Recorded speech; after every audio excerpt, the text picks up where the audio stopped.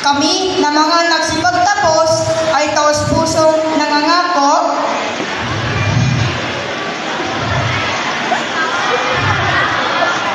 na isasagawa ang mga magagandang simulain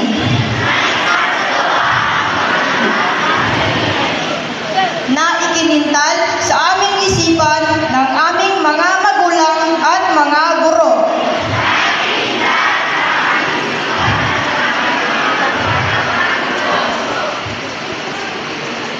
Ipamumuhay namin araw-araw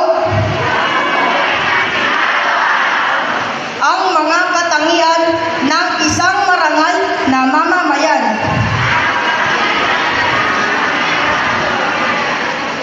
Sisikapin namin tuwina na isa-isip at isagawa ang pagiging makadiyos, makatao, makakalikasan, at makabansa. Ang sariling pagsisikap ang magiging panuntunan sa lahat upang maging tunay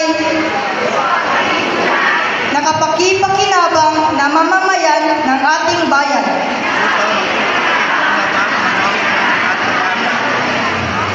Tulungan nawa ako ng Diyos.